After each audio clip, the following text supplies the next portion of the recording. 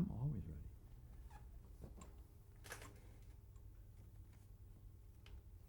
I'm Henry Coleman, and today is October 1, 2003.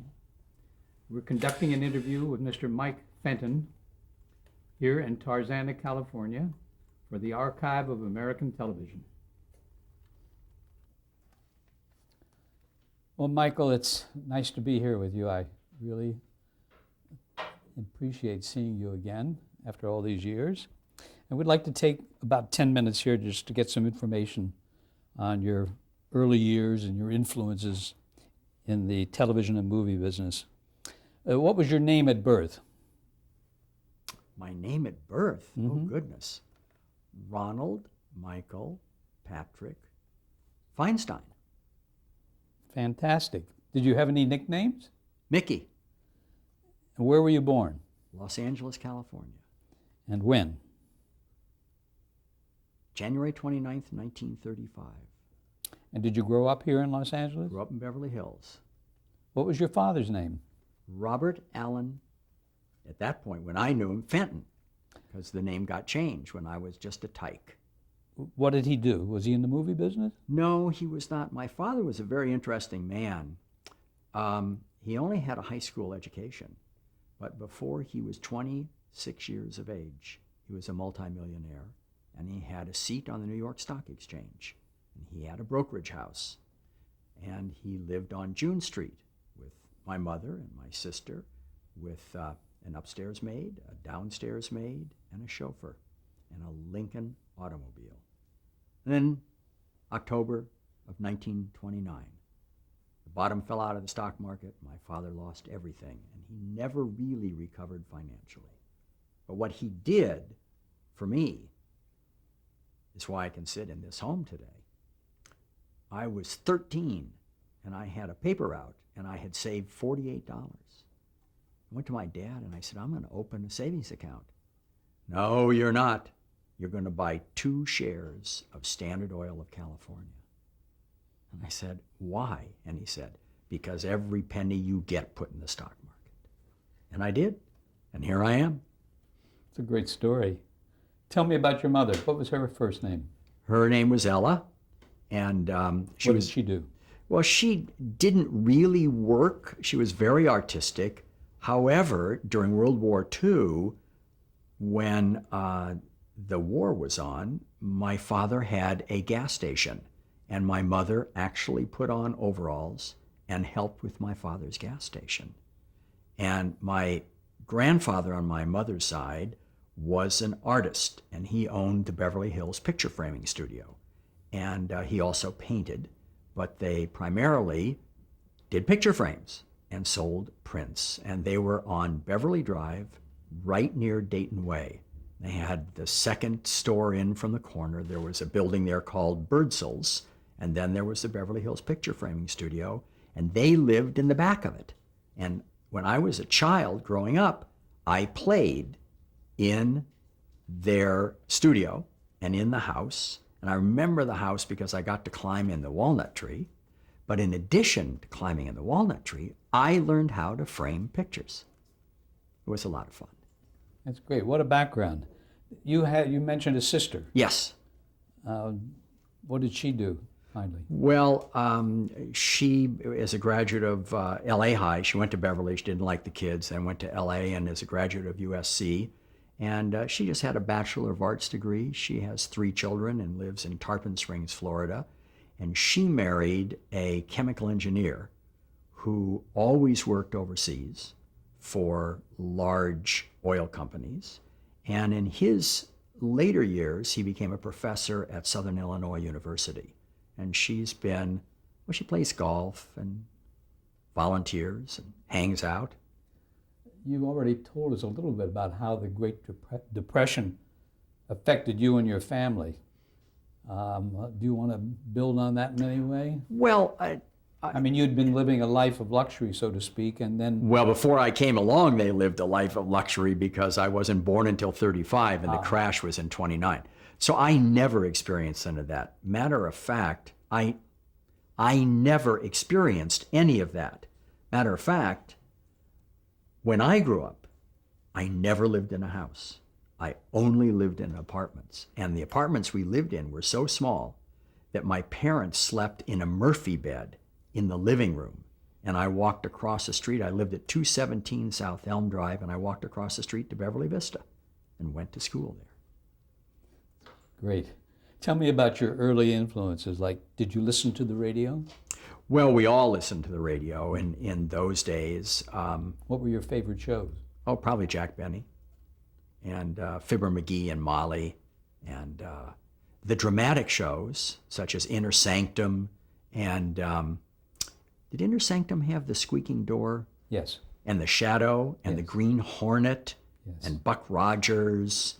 We listened to all of those, and the Westerns. And when we went to the movies, we walked up the street to a theater called the Hitching Post, which was on Cannon Drive, across the street really from what was the Paramount executive offices in the 70s, but which became Dino De Laurentiis' offices, and now is a legitimate theater called the Cannon Theater.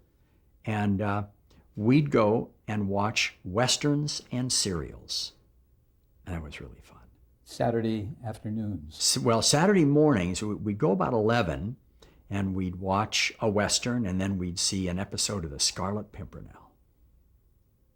And were you more attracted to the colorful, dramatic shows as opposed to the Westerns? Not that they weren't colorful, but what I'm trying to say is like a historical picture.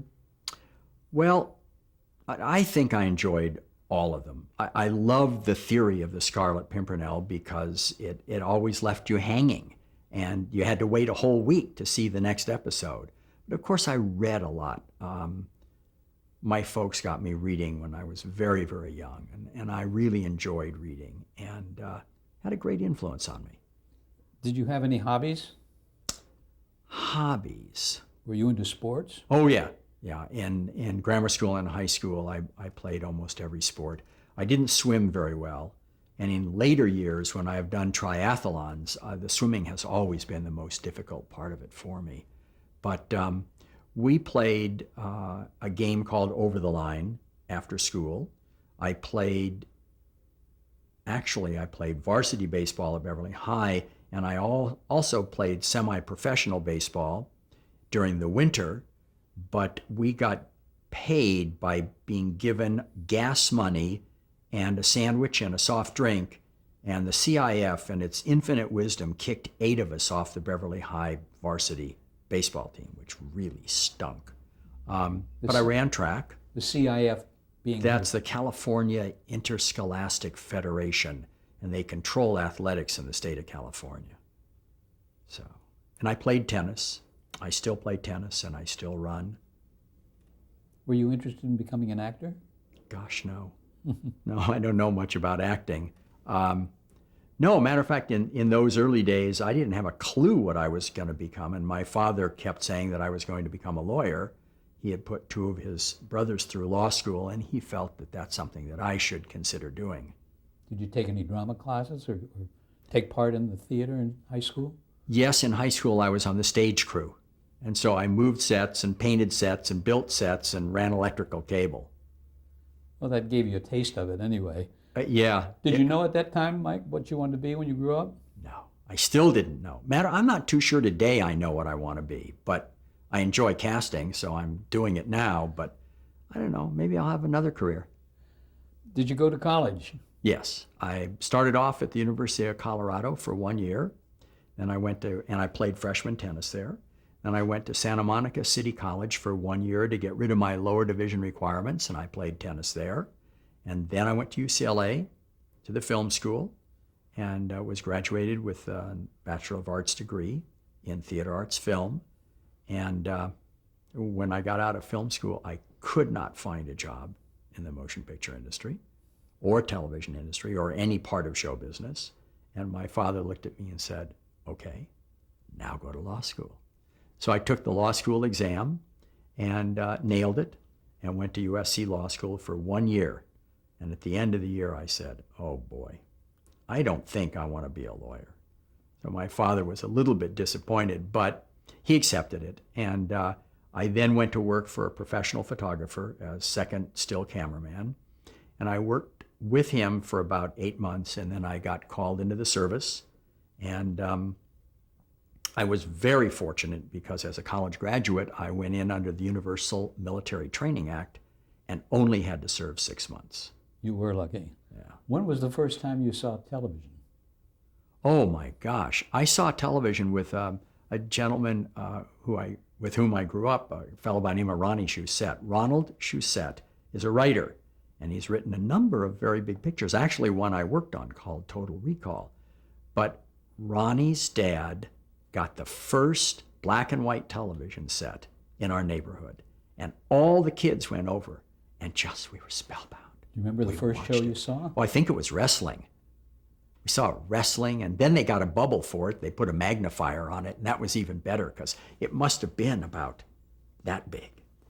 And I know we watched wrestling, and we watched poor Kathy Fiscus when they tried to rescue her.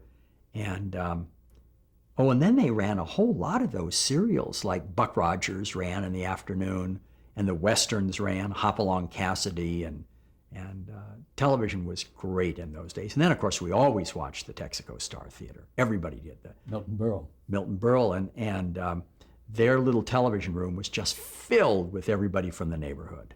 What was your own personal impression of the medium? I thought it was fabulous.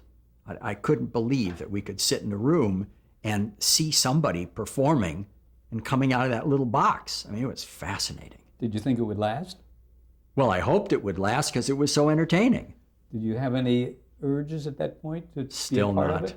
No. No? No. Well, because, why would they have any interest in me? Well, you told us about your job working for the photographer. At some point along the way, you got a job at MCA Talent Agency in 1958, I think that was. How did that job come about? Well, I had been in the service for 6 months, and I came back, and I didn't know what to do. And I asked my sister if she had any ideas, and she said, yeah, go be a talent agent. And I said, what's that? She said, don't ask me a stupid question. Just go get a job. So I made application at William Morris and at MCA, and I was hired at MCA, and I spent roughly 8 months in the mailroom, and I got promoted to agent, and I was working in the motion picture department with a gentleman by the name of Herman Citron, who has since passed away. And Herman Citron was like a father to me. He took me everywhere, introduced me to all of the studio heads as his colleague. I never once felt that I was either his assistant or his lackey. And it was a great lesson, and he shared everything with me. And did you enjoy what you were doing at that time? I enjoyed it until I started getting phone calls from actors from London at 3 o'clock in the morning saying, I don't know what to do, my wife's divorcing me. And 45 minutes later, I don't know what to do, my wife's divorcing me. And here I was, a 23-year-old kid saying, well, I don't know what to tell you to do either. I can understand that. Yeah. Talk about talent agencies in the 50s. I think you had a connection with Ashley Steiner too, didn't you, Michael? Yes. After 3 years with Herman Citron, I got hired away by Ashley Steiner, and I only spent a year. And Ira Steiner, who was the co-founder of Ashley Steiner, was just a bit of a difficult person and a little bit different from the people with whom I had worked at MCA. And we had a parting of the ways. And on the 3rd of July of 61, I think, or 62, we parted company. And I went to work with a fellow by the name of Al Ruddy, who was a producer. And became an Oscar-winning producer for The Godfather. For The Godfather, and he also created television, such as Hogan's Heroes. And he's been a terrific influence on my life and a very good friend. You mentioned the phone calls at 3 o'clock in the morning. Was there anything else about talent agencies in those days that you would like to, for research information, tell us about? Well, I enjoyed being an agent. In those days, agents were not as powerful as they are today. And there were a number of us at MCA and later at Ashley Steiner, young men in black suits wandering around town looking for work for our clients and for the clients of the office.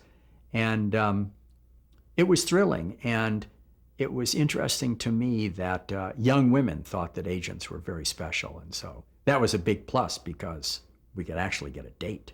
And that was important. Do you remember some of the names that you dealt with at that time, the name actors?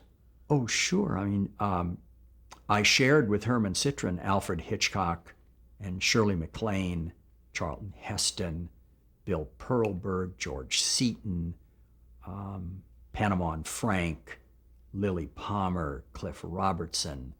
And these were really some interesting and terrific people. How did the job with Al Ruddy come about? Well, Al and I had been friends for a long, long time. And Al, when I lost the job at Ashley Steiner, I called Al and said, "What are you doing?" And he said, "Hanging out, trying to produce." I said, "Good. Can I join you?" He said, "Absolutely." So that's how it came about. In what capacity, though? As a producer, Mm-hmm. but we didn't produce anything. At the time that Al just about got what the heck was it called? It had been called Daffy, and it went out, I think, as The Wild Seed. And just as he was getting that together, I was engaged to be married. And my fiance said, "You're going to have to make a living, so quit hanging around with Ruddy and go get a job." So I got a job as a writer-director in management television for North American Space and Information Systems Division. And I wrote 3 teleplays really, on the flight of the Apollo. And the way I wrote those shows is I went on the line because North American was the prime contractor for the Apollo mission that was going to the moon. And I created the 3 scripts that told the story. And I was going to direct them. It was mostly animation because nobody had been to the moon. We had no way to film that information. And as we were getting ready to put the first one into production, the script had been approved for the first one. I got a phone call from Paramount Pictures, and they said, "We want you to become a casting director." And so I resigned from North American, didn't direct my film, went to work at Paramount as a casting director, and I was there 3 years. And I got hired away by Danny Thomas and Sheldon Leonard, and I became the head of casting for 8 television shows, including Dick Van Dyke, That Girl, Andy Griffith, Gomer Pyle, I Spy, The Danny Thomas Hour, and then we did some pilots. But did you know someone, I'm jumping back to Paramount. Oh. Did you know someone there who you had some experience with you and hired you? Not really. At Paramount, what happened while I was an agent at MCA, my studios of responsibility were Paramount and Columbia. So I became very, very familiar with everybody in the casting offices. And Columbia had also been mildly interested in my services, but they did not offer me a job. And it was when they didn't see me any longer that they remembered me and said, "Oh, we've got an opening, come to work," which I did. Any name in particular that comes up? Well, Eddie Morris was the head of casting at that point. And is that going to be a problem? Just a question about Paramount, where you were hired as a casting director. Had you any casting experience before then? No, I had no casting experience, but a casting director is just the flip side of an agent. The difference being that an agent should be totally familiar with his or her client list and the client list of the agency.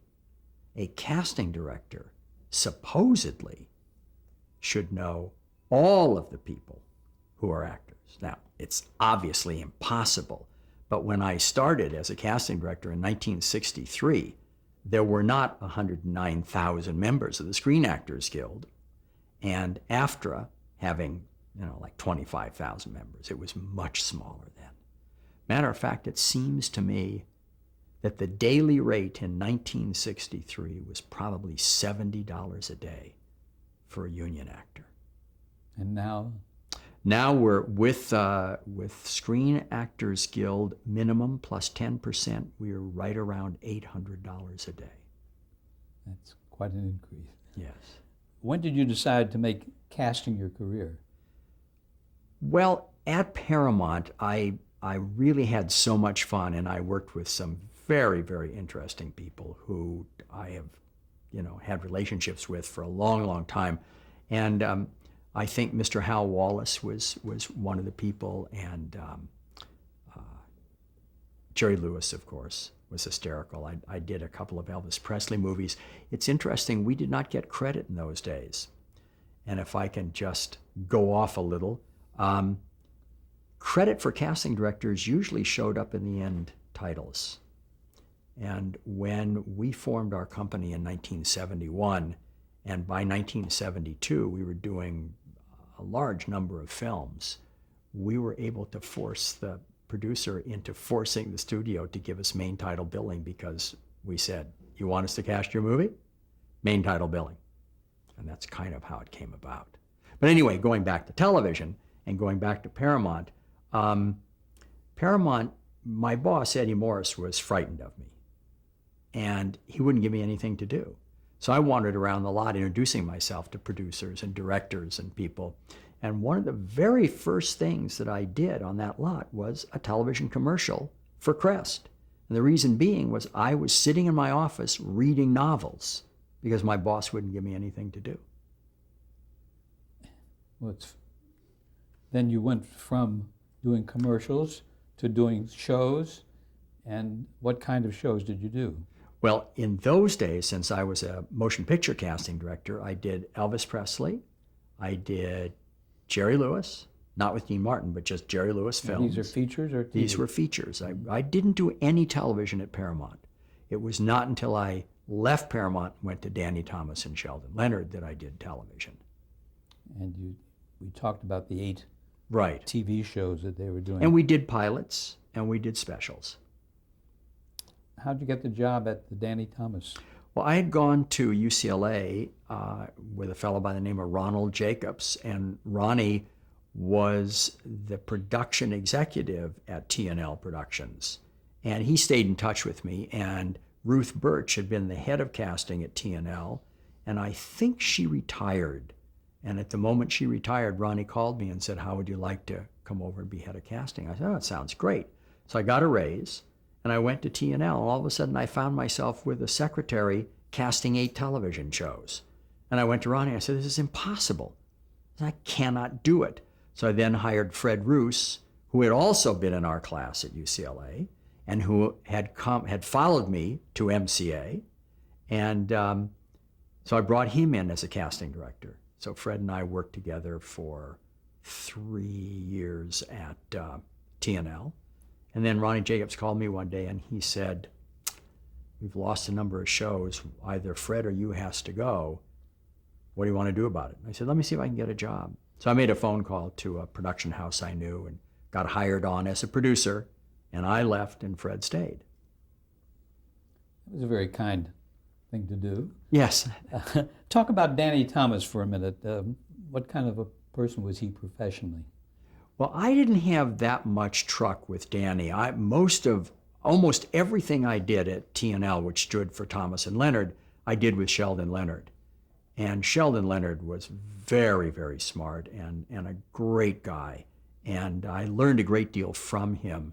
Matter of fact, one of my Sheldon Leonard stories, and almost everybody who's been in casting has the exact same story, but we were doing Andy Griffith, and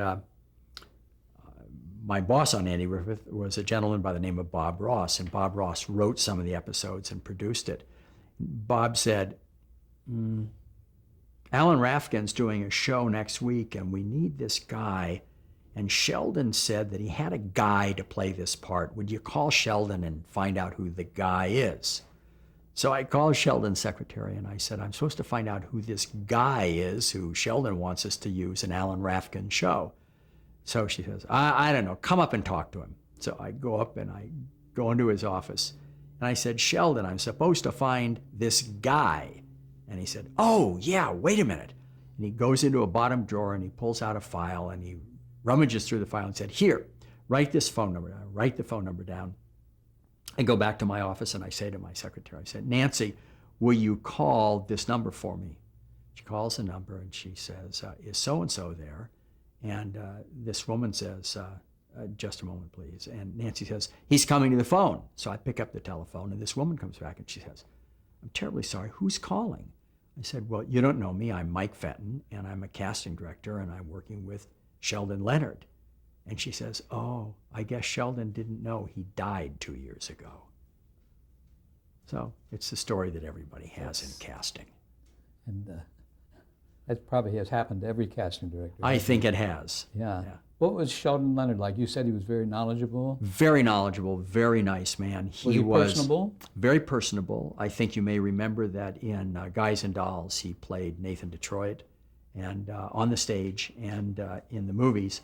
And he was not only a good actor and a very, very bright man. And he really made TNL what it was. He was totally capable as an executive of running the entire operation, and he did it well. How long did you stay there?